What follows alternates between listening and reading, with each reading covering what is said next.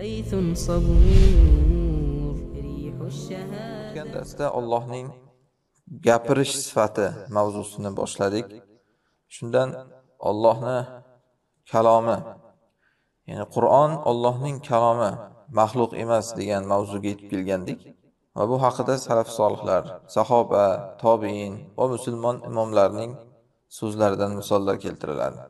Aslida bu o'lib ketgan bir fitna. Ya'ni Qur'on maxluq degan gap hozir alhamdulillah hech kimsa uni gapirmas. Qadimda Imom Ahmad zamonlarida katta fitna bo'lib ko'tarilgandi. Lekin nimaga biz buni dars qilamiz? Chunki fitnalar xuddiki buni ajriqqa o'xshab o'rgandan yana qaytib chiqishligi mumkin. Agar buni hozir yo'q deb o'rganilmasa, shu bilan yo'q bo'lib ketib bu ilmlar bir avlodlar kelib keyin unga bu fitnalarga aldanishligi mumkin. Ikkinchidan, Qur'onni maxluq deyishmasa-da hozirgi zamonda, lekin Qur'onni Allohning kalomi deb unga bo'ysunish odamlarda yo'qolib ketgan. Xususan hukm tarzida. Unga xuddiki oddiy odamning gapiga qaragandek qarashadi. Uni hukmini oddiy odamning hukmini tashlagandek tashlashadi. Mana shu gap aslida zamonamizda Qur'on maxluq degan fitnasi. Qur'on Allohning kalomi bu. Unga ana shunday nazar bilan qarashimiz kerak. Bu oddiy gap emas bu, ya'ni va ma huwa bil hazl degan Alloh. Bu hazilagam gap emas bu. Agar qachon inson ana shu Allohning kalomi bu degan narsani his etsa, ana shu Qur'onga bo'ysunadi keyin. O'ylab gapiradi, unga teskari gap gapirishda. Unga qarshi qonun chiqarmaydi. Niyor ibn Mukrim aytadilar, Abu Bakr radhiyallohu anhu Makka ahli bilan bir kishilarga garov o'ynagan, Rum Forsdan g'olib keladi. Keyin haqiqatan Rum Forsdan g'olib keldi. Ularga keyin shu oyatlarni o'qib berganlar. Alif lam mim g'ulibatir Rum. Rum mag'lub bo'ldi, lekin keyinchalik ular g'olib bo'ladi degan ma'nodagi oyatlarni. Shunda mushriklar aytishgan ekan, bu seni gapingmi, ana o sohibingni, ya'ni Muhammad sallallohu alayhi vasallamning gapimi deyishgan. O'zimizda ham qayerdan olding bu gapni, kimdan topib kelding deydi-ku, ana shunga o'xshagan uslubda. Abu Bakr aytganlarki, bu mening gapim emas, sohibimning gapi ham emas, lekin bu Alloh azza va jallaning kalomi deganlar. Mana qarang, ana shu yerda Qur'on Abu Bakrning og'zidan chiqqan bo'lsa-da, Rasululloh sollallohu alayhi vasallamning og'zlaridan chiqqan bo'lsa-da, u Allohning kalomi. Uni kim gapirganining farqi yo'q. Hatto bugun mana telefonlarda eshitsak ham u Allohning kalomi. Telefondan chiqyapti, demak bu telefonning ovozi deyilmaydi. Allohning kalomi. Shuningdek, Oysha onamiz, u kishiga tuhmat qilingan qissa bor bilamiz, ifk hodisasi deyiladi. O'shanda Oysha onamiz aytganlar, Alloh meni poklashligini bilardim. Lekin Alloh mening haqqimda tilovat qilinadigan bir vahiy tushiradi deb o'ylamasdim men deganlar.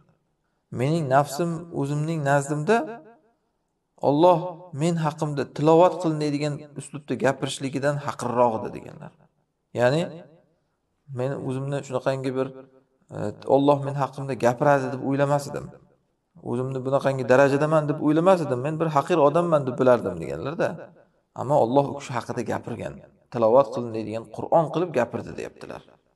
Mana shu yerda ham o'sha Qur'onni tabiiyki Allohdan o'zidan eshitmaganlar Oysha onamiz. Jabroildan ham eshitmaganlar, Rasululloh sollallohu alayhi vasallamdan eshitganlar. Ammo ana shu Rasulullohdan eshitgan Qur'onni Alloh gapirdi deganlar. Rasululloh gapirdi men haqimda demaganlar. Farvat ibn Nawfal aytadilar, Xobbab mening qo'limdan tutdi. Aytdiki, menga yaqinroq kel qodir bo'lganingcha dedi. Va bilginki, sen Allohga uning kalomidan-da unga suyuklik narsa bilan yaqinlasha olmaysan. Ya'ni bu yerda yaqinroq kel degani Allohga yaqinlash degan ma'noda tushunsak ham bo'lar ekan. Ya'ni qodir bo'lganingcha Allohga yaqinlash. Va bilginki, Allohga uning kalomidan-da unga suyuklik narsa bilan yaqinlasha olmaysan degan. Insonni Robbisiga eng yaqinlashtirgan narsa uning kalomini o'qishligi. Qur'on. Yana Xobbab radhiyallohu anhu aytganlar, agar Allohga yaqinlashishga qodir bo'lsang, yaqinlash. Va bilginki sen Allohga uning kalomidan-da unga suyuklik narsa bilan yaqinlasha olmaysan deganlar. Shuningdek, Ibn Mas'ud radhiyallohu anhu xutbada aytadilar, inna astaqal hadisi kalamulloh. So'zlarning eng rosti Allohning kalomi dedilar. Ana buni hozir ham xutbalarda hamma takrorlaydi. Lekin qizg'i Allohning kalomi eng rost gap deb davomidan keyin podshohning kalomini zikr qilishadi. Nima uchun avvalda shu gapni biz o'zimizga qonun qilib olganmiz xutbalarda? Gaplarning eng rosti Allohning kalomi degan gapdi. Toki keyingi xutbamiz mana shu asosda davom etsin uchun. Ammo odamlar buni nima deyotganini tushunmaydi. Gaplarning eng rosti Allohning gapi deb, keyin gaplarning eng yolg'onchisi bo'lgan podshohlarning gapi bilan ularni amr bilan xutbani davom ettirishadi. Abdulloh Mas'ud radhiyallohu anhu aytganlar, Qur'on Allohning kalomi. Kim Qur'onga yolg'on gapirsa, Alloh azza va jallaga yolg'on gapiribdi. Ya'ni Qur'ondagi bor narsani yo'q desa, yo'q narsani bor desa, ana u Allohga yolg'on to'qiyotgan bo'ladi. Shuningdek, Zumar surasining 28-oyatida Qur'anan arabiyyan ghayra zi'iwaj deydi Alloh. Bu Qur'on arabiy Qur'on qing'ir bo'lmagan kitob. Ana shu qing'ir bo'lmagan nima degani? Ibn Abbos radhiyallohu anhu shu haqida aytganlar, g'ayru maxluq degani. Qing'irmas degani maxluq emas degani. Chunki maxluq zoti borki bir qing'irligi bo'ladi uni. Alloh xoliq, unda hech qanday qing'irlik yo'q. Ana shuning uchun uning kitobida ham qing'irlik yo'q. Ibn Abbos radhiyallohu anhu bir kun bir janoza ko'targanlar. O'lik qabriga qo'yilgandan keyin bir kishi u kishiga aytganki, Alloh bir kishi haligi qabrga qarab aytgan, ya'ni Allohim, Qur'onning Robbisi uni kechir degan. Shunda Ibn Abbos radhiyallohu anhu hoy deganlar. La taqul mitla hada. Bunaqa gapni gapirma sen. Minhu bada va ilayhi yaud. Bu Allohning o'zidan zohir bo'lgan va uning o'ziga qaytadi deganlar. Ya'ni haligi odam mayitga duo qilaman deb bir xato uslubda duo qildi-da, ey Qur'onning Robbisi deyapti. Qur'onning Robbisi degani go'yoki bu Qur'on maxluq degandek gap chiqib qoladi-ku. Qur'on Allohning sifati emas ekan degandek gap chiqib qoladi. Ana shuning uchun bunga inkor qilyaptilar. Ey to'xta, bunday deb duo qilma. Bunaqa gapni gapirma. Qur'on Allohdan zohir bo'lgan degani, ya'ni Alloh uni yaratmagan bir alohida maxluq tarzida. Allohning o'zidan zohir bo'lgan u. Va ilayhi yaud, va uni o'ziga qaytadi yana. Ya'ni Rasululloh sollallohu alayhi vasallam buni hadisda aytganlar, qiyomat alomatlari darslarida buni gapirganmiz. Qur'on qiyomatdan oldin odamlarning ichida, mushaflardan ham, odamlarning qalblaridan, zehnlaridan ham hamma narsadan ko'tarib ketilinadi. Ya'ni eng yomon odamlar qolgan paytda qiyomatdan oldin unaqangi insonlarga bu Qur'on uvol bo'ladi. Ana shuning uchun unaqangi insonlardan Alloh olib qo'yadi Qur'onni. Allohda o'zidan zohir bo'lgan, Allohning o'ziga qaytib ketadi Qur'on. Allohning kalomi bu. Demak, ana o'shanda sahifalarda ichida tursa ham yoki odamlarda ko'nglida, qalbida yodlangan turgan bo'lsa ham, o'sha Allohning kalomi ekanda, Alloh shuning uchun o'zining kalomini xor qilib qo'ymasdan hammani ichidan uni olib ketadi. Usmon radhiyallohu anhu aytganlar, "Law anna qulubuna tuhirat ma shabi'na min kalami robbina." Agar qalbimiz poklanganda edi, Robbimizning kalomidan to'ymas edik deganlar. Va men yoqtirmayman, yomon ko'raman. Menga bir kun o'tsa mushafga qaramagan bo'lishimni. Haqiqatan Usmon radhiyallohu anhu qatl qilingan paytlarda mushaflariga shu darajada ko'p nazar solganlardan mushaflari yetilib ketgan ekan. Ya'ni ochib varaqlab mushaflar yirtilib ketgan bo'lgan. Bo'lsa avvalgi zamondagi kitoblar qanday qalin qog'ozdan, kigizdan, kartondek qog'ozlardan bo'lgan, lekin ana shu qog'ozlar ham yirtilib ketgan ekan. Haqiqatan insonning agar qalbi toza bo'lsa, Robbisining kalomidan to'ymaydi. Yani yaxshi ko'radi, pok qalb Robbisini va kalomini ham yaxshi ko'radi, uning tilovatini yaxshi ko'radi. Bir kun o'tsa, Allohning kitobiga nazar solmagan bo'lishimni yomon ko'raman dedilar. Ya'ni insonga bir kun o'tib ketib Robbisining kalomiga qaramagan. Bu yomon narsa insonga. Robbisi insonga bir lahza qaramasa agar inson xarob bo'ladi, dunyosi ham oxirati ham. Endi inson Robbisining kalomiga bir kun o'tib ketib bir marta ham nazar solmasligi uyat. Asli mana shu uchun bizga 5 mahal namozda qiroat farz qilingan. Odamlar Ali radhiyallohu anhu ga aytishgan ekan. Siz bir kofir bilan bir munofiqni hakam qilib qo'ydingiz-ku. Shunda u kishi aytgan ekanlar, men maxluqni hakam qilmadim, men Qur'onni hakam qildim deganlar. Ya'ni Ali radhiyallohu anhu bilan Muaviy radhiyallohu anhu o'rtasida bo'lgan fitnada, Siffin jangida ikki tomondan hakam chiqarilgan-ku. Ali radhiyallohu anhu tomonidan ham, Muaviy radhiyallohu anhu tomonidan ham. Bilamizki, Ali radhiyallohu anhu tomonida ko'pincha havorijlar bo'lgan. Ular Ali radhiyallohu anhu tarafdagi hakamga ham, Muaviy radhiyallohu anhu tarafdagi hakamga ham takfir bergan. Bittasi kofir, bittasi munofiq bo'laringiz degan. Siz bir kofir bilan munofiqni hakam qilib qo'ydingiz deyishgan. Ammo Ali radhiyallohu anhu ularga javob qaytganlarki, men bir maxluqni hakam qilganim yo'q. Men Qur'onni hakam qildim. Ya'ni Qur'onga qaytamiz deb Qur'onni ko'targanlar. Mana shu yerda ochiq aytilgan. Men maxluqni hakam qilmaganman, Qur'onni hakam qilganman deb, demak Qur'on maxluq emas. Atiyat ibn Qays aytadilar, bandalar Alloh taoloning kalomidan-da Allohga suyukli kalomni gapirishmagan. Bandalar Allohga uning kalomidan-da suyukli narsa bilan qaytishmagan deganlar. Ya'ni bandalar gapirgan Allohga eng suyukli kalom Allohning kalomi Qur'on. Va bandalar Allohga qaytishligi, ya'ni Allohga tavba qilishligiga eng suyukli ko'rinishi tavbani Allohning kalomi bilan tavba qilish. Yoki Qur'on o'qish bilan. Bir kuni Hajjoj xutba qilib odamlarga Abdulloh ibn Zubayr Allohning kalomini o'zgartiryapti degan. Shunda Ibn Umar radhiyallohu anhu aytganlarki, Hajjoj yolg'on aytayapti. Ibn Zubayr Allohning kalomini o'zgartirmaydi va o'zgartira olmaydi ham deganlar. Ya'ni Allohning kalomi u o'zgaradigan narsa emas u. Uni Ibn Zubayr ham boshqa ham o'zgartira olmaydi. Hasan Basri aytadilar, Qur'onning boshqa kalomlardan afzalligi Allohning bandalaridan afzalligidek. Buni taqqoslab bo'ladimi? Alloh bilan bandalarning afzalligini bir-biridan. Allohning ya'ni bandalardan afzalligini taqqoslanadigan hammas bu. Endi Allohning kalomini odamlarning kalomidan farqi ham ana shunday. Hasan Basri yana aytadilar, Qur'on Allohning kalomi, shuning uchun doim quvvat va soflikka qarab ketaveradi. Bani odam amallari esa doim zaiflik va nuqsonga qarab ketadi. Ya'ni Qur'on Allohning kalomligidan doim borgan sari ma'nosi quvvatlashib ketaveradi. Uning ichidan yangi foydalar chiqadi. Sof borgan sari sofligi ziyoda bo'ladi.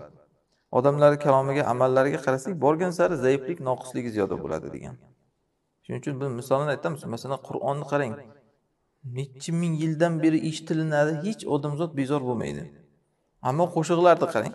Har qanday trendga chiqqan musiqa bir oy, 2 oydan keyin odamlar eshitsa shuni bosh og'riydigan bo'ladi.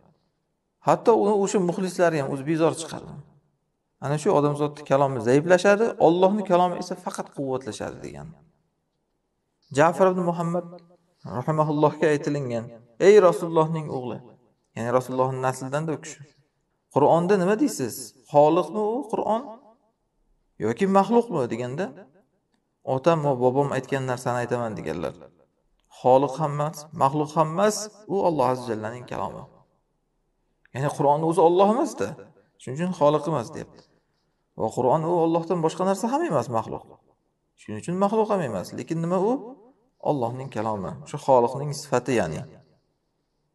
Yahya ibn Xalaf al-Muqri aytadi, men Malik ibn Anas rahimahullohning oldilarida edim. Imom Malikni. Bir kishi keldida, Qur'on maxluq degan odamga nima deysiz deganda, Imom Malik aytgan ekanlar, "Indi kafirun faqtuluh", men nazarda bu odam kofirdir, uni o'ldiringlar. Imom Malikning mazhabida Qur'on maxluq degan odam kofir, chunki Allohning sifatini maxluq deyotgan bo'ladi. Bu odam o'limga mahkum.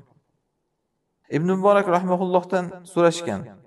Nazr ibn Muhammad al-Marvazi aytayapti, kim Qur'on maxluq desa, Allohning mana bu so'zini Innani anallohu la ilaha illa ana fa'budni Toha surasining 14-oyatda kelgan. Alloh aytganki, men Allohman, mendan boshqa iloh yo'q, mengagina ibodat qil degan. Kim mana shu gapni maxluq desa, bu odam kofir bo'ladi degan. Abdulloh Muborak aytganlarki, to'g'ri aytibdi-da bu Nazr ibn Muhammad rahimahulloh. Chunki Alloh Musa payg'ambarga maxluqqa ibodat qilishni buyuradimi aks holda deganlar. Ya'ni oyatga qarang. Alloh aytayaptiki, men Allohman deyapti. Mendan o'zga haq ma'bud yo'q, mengagina ibodat qil deyapti. Agar Qur'on yoki Allohning boshqa kalomlari ham maxluq deyilsa, Alloh maxluqqa ibodat qil deyotgan bo'ladimi? Menga ibodat qil deyapti-ku. Uni maxluq gapirayotgan bo'lsa. Maxluq men Allohman deyotgan bo'ladimi? Maxluq aytayotgan bo'ladimki, mendan boshqa iloh yo'q deb. Alloh Musa alayhisolamga maxluqqa ibodat qilishni buyurmaydi. Muhammad ibn Sa'id ibn Sobiq aytadilar, men Abu Yusufdan so'radim, Hanafi mazhabining imomi. Abu Hanifa nima dedilar Qur'on haqida? Qur'on maxluqdirmidilar deb so'raganimda, u kishi aytdiki, Alloh asrasin, Alloh saqlasin. Uni men ham gapirmayman deganlar. Ya'ni Abu Hanifa rahimahullohdek zotni qo'y, men ham u gapni gapirmayman. Keyin yana so'radim. U kishi Jahm ibn Safvonning fikridamidi? U kim mana shu Qur'on maxluq deydigan jahmiy toifalar? U kishi aytgan, Alloh asrasin, men ham uni fikrini gapirmayman deganlar. Maliki mazhabida ham demak mana. Alloh muborak mazhablarida.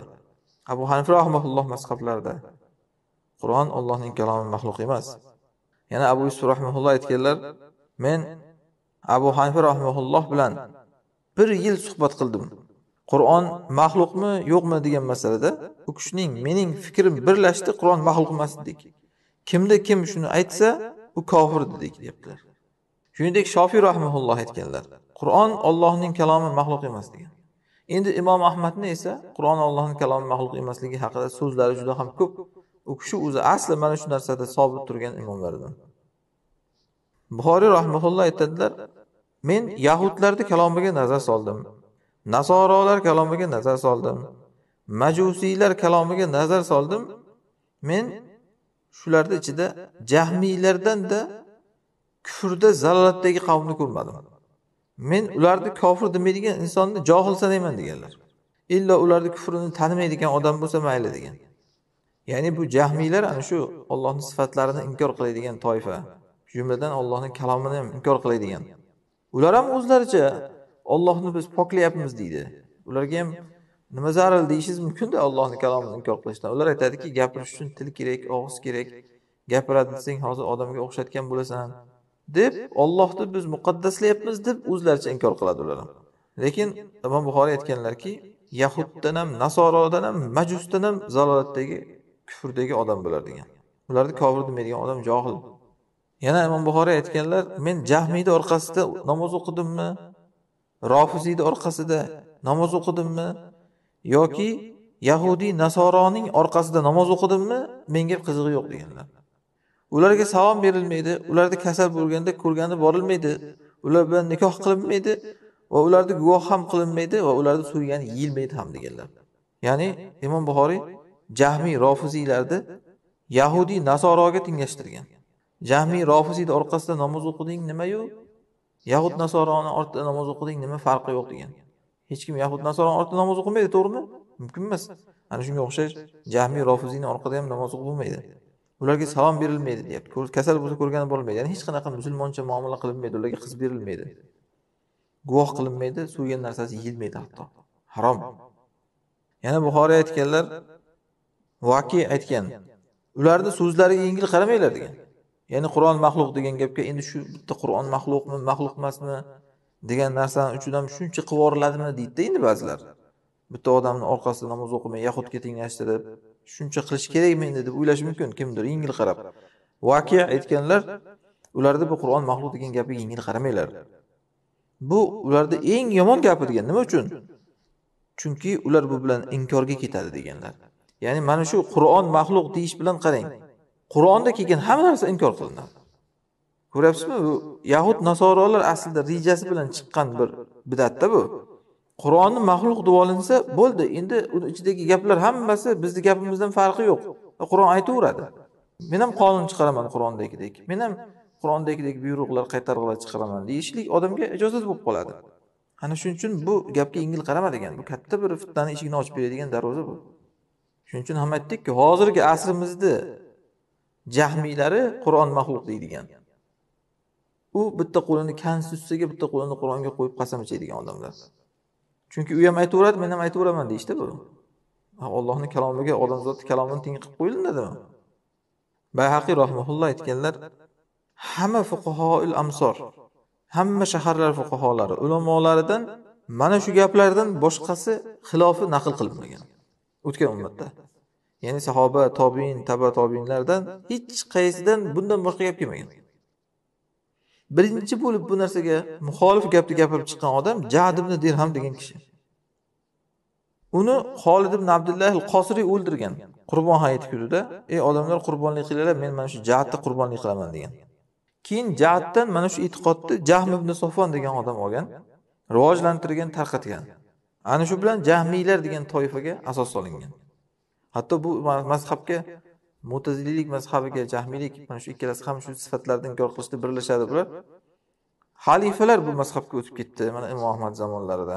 Shundan keyin bu davlat tarzida, qonun tarzida odamlarga joriy qilindi bu e'tiqod. Ulamolar shuning uchun azoblandi. Endi yana bir masala, tilovat bilan tilovat qilinadigan narsani o'rtasini farqlab olish kerak. Ya'ni mana hozir aytayapmiz, Qur'on Allohning kalomi, u maxluq emas deyapmiz. Lekin bu bizning tilovatimiz bilan chiqyapti-ku, to'g'rimi? Bizning tilovat qilish fe'limiz maxluq, tilovat bizdan. Ammo matlu o'sha tilovatimiz orqali tilovat qilinayotgan gap bor-ku, ana u maxluq emas. Shuning uchun u bizning tilimizda tilovat qilinadi deyiladi. Ammo Allohning kalomligicha qiladi. Sahifalarda yozilinadi. Ammo shunda ham Allohning kalomligicha qoladi. Qalblarda yodlanadi. Shunda ham Allohning kalomligicha qoladi. Quloqlarda eshitilinadi. Shunda ham Allohning kalomligicha qoladi. Bu Alloh azza va jallaning sifatlaridan. Allohdan zohir bo'lgan. Ya'ni Alloh azza va jalladan zohir bo'lgan va bizga mana shu narsalar orqali bilinadi. Quloqimizda eshitilinadi, tilimizda o'qilinadi, sahifalarda ko'rilinadi. Buni misolan mana qarang. Alloh taolo bizning qalbimizda ma'lum, tilimizda mazkur, ya'ni zikr qilinadi. Kitoblarimizda maktub yozilinadi. Masjidlarimizda ma'bud ibodat qilinadi. Quloqlarimizda Alloh zikri eshitilinadi. Lekin Alloh azza va jalla o'zi samoda, arshda. Bu bizning quloqimiz ichiga kirib qolib yoki tilimiz ichiga kirib qoldi degani emas-ku. Ana shunga o'xshash Alloh azza va jallaning kalomi ham kitoblarda o'qilinganmi, qalblarda yodlanganmi, quloqlarda eshitilinganmi, tillarda zikr qilinganmi, hozirgi zamonda mana texnologiyada yozilinganmi, hammasida ham Allohning kalomiga qolaveradi. Shuning uchun Rasululloh sollallohu alayhi vasallam insonning tilovatini insonning fe'li deganlar. Ya'ni bu Allohning fe'li emas bu. Alloh to'g'ri yaratib beradi insonga fe'lini, lekin inson tilovat qilishi u insonning fe'li. Tilovat qilingan narsa bo'lsa Allohning kalomi. Rasululloh sollallohu alayhi vasallam aytganlar, ikki kishigagina faqat havas qilsa bo'ladi deb, shulardan biri bir odamga Alloh Qur'on bergan. U uni tilovat qiladi kechasi va kunduzi. Keyin bir inson unga havas qilib aytadiki, menga ham shunga berilgan narsa Qur'on berilsa edi, men ham u qilayotgan fe'lni qilsamidim deb havas qiladi deganlar. Mana shu yerda qarang, u qilayotgan ishni qilsamidi deb havas qiladi deyaptilar. Qur'on tilovat qilishini insonning fe'li deb nomlaganlar. Qur'on ammo Allohning kalomi. Tilovat esa bizning fe'limiz ekan. Shuning uchun insonlarning fe'li maxluq, Allohning kalomi esa maxluq emas deyiladi. Vallohu xalaqakum va ma ta'malun. Alloh sizlardan va sizlar qilayotgan amallaringni yaratgan. Bu narsani o'rganishimizdan maqsad mana shu oyatlardan jahmiylar o'zlariga hujjat chiqarishi mumkin. Ya'ni sening amaling maxluq, mana Qur'onda kelgan. Va yana Rasululloh sollallohu alayhi vasallam aytganlar, innalloh yasna'u kulli soni'in va san'atah. Alloh barcha yasovchi va uning yasashini ham yasab beradi, yaratib beradi. Fe'l va fe'l sohibini ham Alloh yaratgan ya'ni. Mana shundan ham kimdir o'ylashi mumkin-da, demak Qur'on tilovat qilish bizning fe'limizmi? Alloh yaratganmi uni? Bu Qur'onni ham Alloh yaratgan ekan degan tushuncha chiqishligi mumkin. Ana shu tushunchaga javob qilinib bu masalaga to'xtalinyapti. Ya'ni u tilovat bizning fe'limiz, ammo tilovat qilingan narsa boshqa, u Allohning kalomi. Imom Buxoriy rahimahulloh Af'alul ibad kitobi yozganlar shu masalada. Bandalarning fe'llari maxluqligi, ya'ni aytganlarki, insonlarning harakati, ovozlari, kasblari, yozishlari bular hammasi maxluq.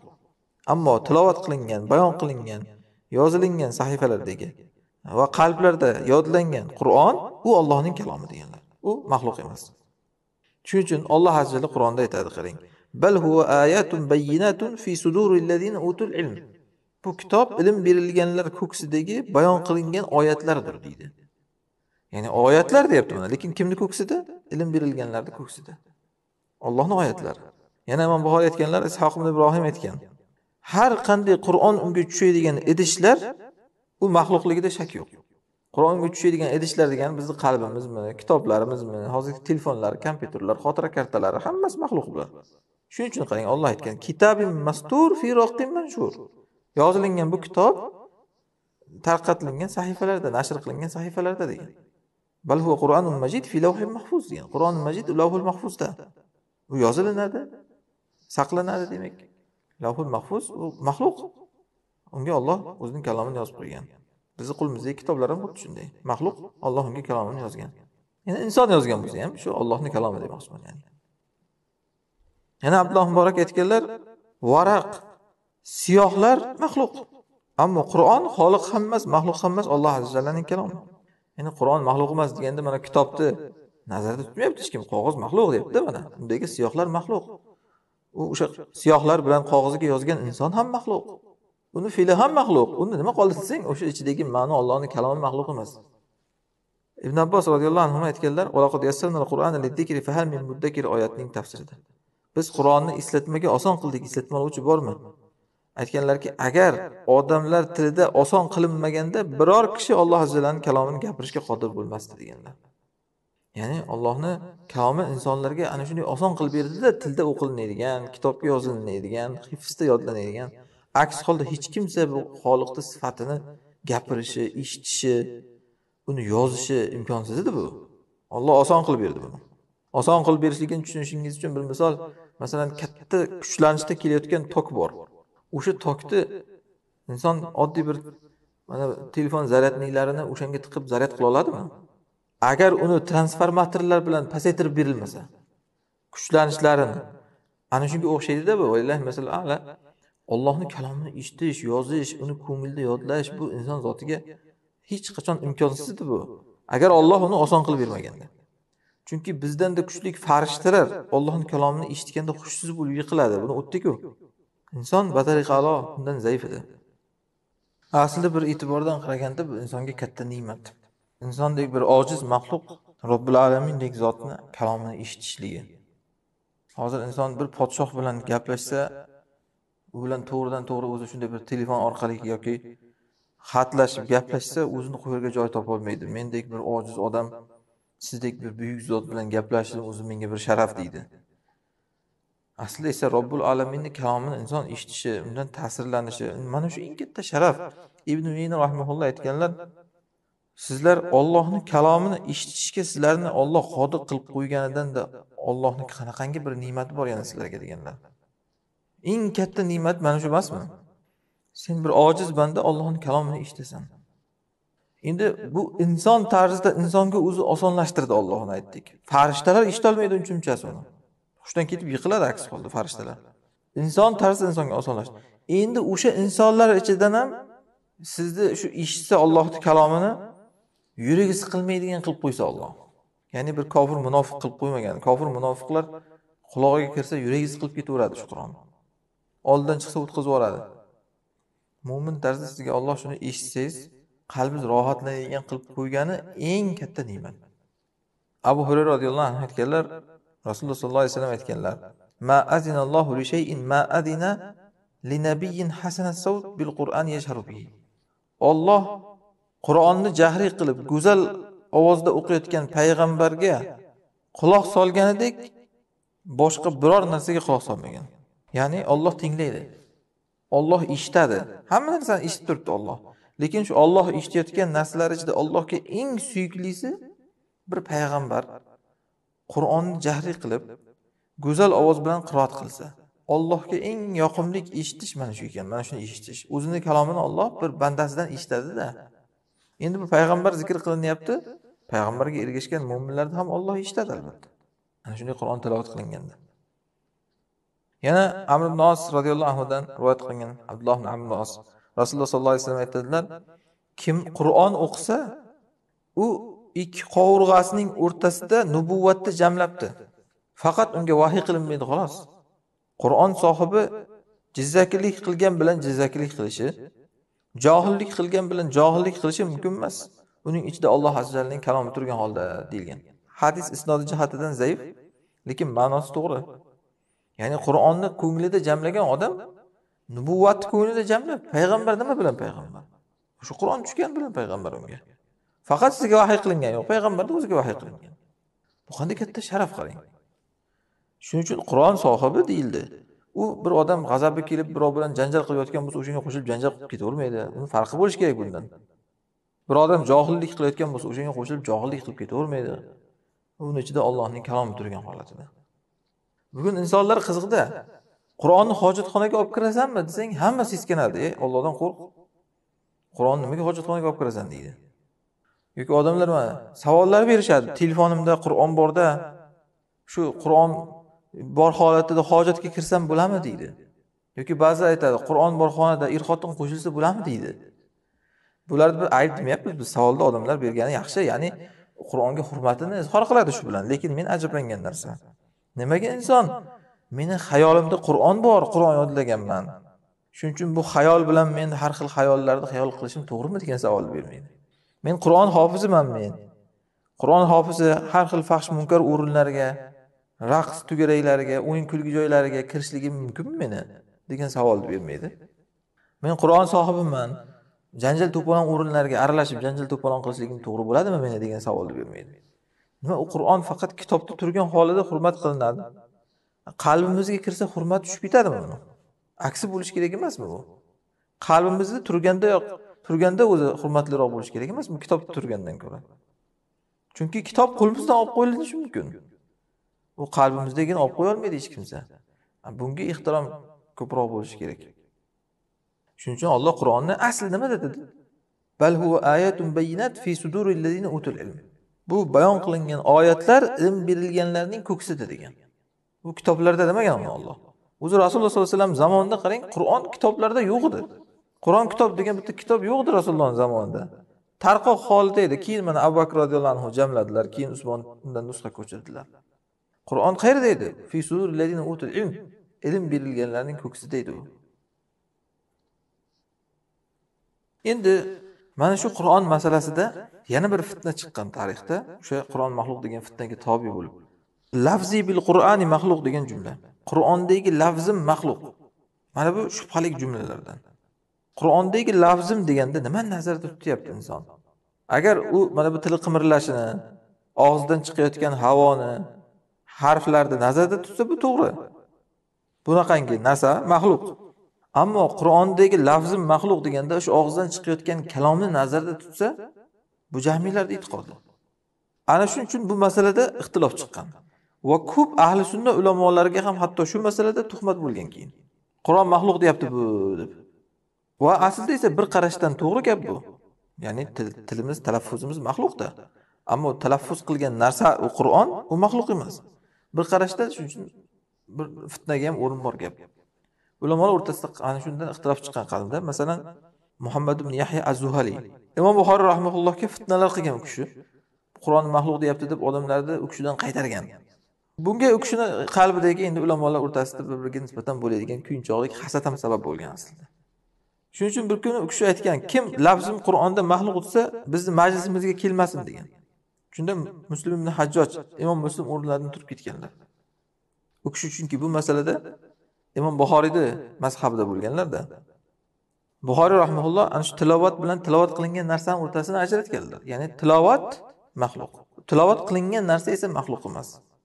Ammo o'sha Muhammad ibn Yahya az-Zuhali bo'lsa, mana shuni o'rtasini ajratmasdan bunday gapirgan odam Qur'on maxluq demoqchi deb, mana shu ishtibohli gapni Imom Buxoriyga nisbat berib, bu Qur'on maxluq demoqchi deb inkor qilgan va shu uchun kim shunaqa gapni gapirsa, meni majlisimdan chiqib ketsin degan Imom Muslim turib chiqib ketganlar. Chunki bu masalada Imom Muslim ham Imom Buxoriyga muvofiq bu masalada o'sha tafsilot bilan gapiriladi deganlar. Imom Ahmadning o'g'li Imom Ahmaddan naql qilgan Qur'on lafzim unda maxluq degan kishi Qur'onni iroda qilayotgan bo'lsa kofir bo'ladi deganlar. Agar o'zini fe'lini iroda qilayotgan bo'lsa, u kofir bo'lmaydi. Bu masalada demak tafsilot lozim. Imom Buxoriy ham, Imom Muslim ham, Imom Ahmad ham shunday aytganlar. Lekin Imom Ahmad mana shu masalaga ko'p chuqur kirmaslikni yaxshi ko'rganlar. Chunki bu ishtibohli gap insonga aytmagan gapni aytdi deb nisbat berilib qo'yish mumkin. Mana Imom Buxoriyga shunday qilingan. Ahli bidatlar foydalanishi mumkin bu narsadan. Mana paloncha ham aytgan deb. Shuning uchun bu narsaga chuqur kirishni istamagan Imom Ahmad. Endi Alloh azza va jallaning ovozini qiyomatda ham ovoz bilan eshitilinadi. Biz bu narsaga ham iymon keltiramiz. Rasululloh sollallohu alayhi vasallam hadisda aytganlar, Alloh qiyomat kunida insonlarni to'playdi. Yalang'och xatna qilinmagan holda. So'ngra ularga shunday bir ovoz bilan nido qiladi. Uni uzoqdagi kishi yaqindagi qanday eshitsa shunday eshitadigan ovoz bo'ladi. Anal malik ana dayyan deydi. Men podshohman, men dayyonman deydi Alloh. Mana shu yerda Allohning ovozini insonlar eshitishligiga Rasululloh aytayaptilar. Shunday ovoz bo'lar ekanki, masofa farq qilmaydi. Bizning ovozlarimizda mana uzoqlashgan sari pasayib ketaveradi-ku. Chunki bizning ovozlarimiz mana shu tovush tebranishlardan iboratda. Alloh azza va jallaning ovozi o'ziga xos. Buni biz kayfiyatini bilmaymiz. Yaqindagi odam qanday eshitsa, uzoqdagi ham shunday eshitadigan uslubda Alloh gapiradi. Yana bir hadisda Rasululloh sollallohu alayhi vasallam aytganlar, Alloh azza va jalla odamga aytadi qiyomat kunida: "Ey odam, ovoz bilan unga nido qiladi" deganlar. Alloh senga buyuryapti, zurriyotingdan do'zaxiylarni chiqargin deydi. Bu ovoz masalasini aytishimizdan maqsad Ash'ariylar mazhabida Alloh azza va jallaning ovozi boshqa bir narsada eshitiladi deydi. Allohning kalom sifatini ular isbot qilamiz, faqat Allohning kalomi uning zotida deyishadi. U Allohdan boshqa bir narsaga chiqqanda maxluq bo'ladi, maxluqdan chiqadi deydi. Bu aslida o'sha jahmiylar so'ziga borib taqalaydigan so'z. Shuning uchun biz bunaqa gapni gapirmaymiz. Allohning kalomi uni zotida gapirish sifati bor va u gapirishligi Alloh azza jalla xohlagan paytda, xohlagan kayfiyatda gapiradi. O'sha kalomni ham biz maxluq demaymiz. Uni garchi maxluqdan eshitsak-da. Maxluq, uni fe'li maxluq, lekin eshitilayotgan, tilovat qilinayotgan kalom bu Allohning kalomi. Bu narsaga ulamolar so'zlari ko'p. Buni tafsilotini Usul e'tiqod ahli sunna val jamoa kitobini sharhida ham batafsil aytganmiz. Kim hozir o'shanga murojaat qilishi mumkin.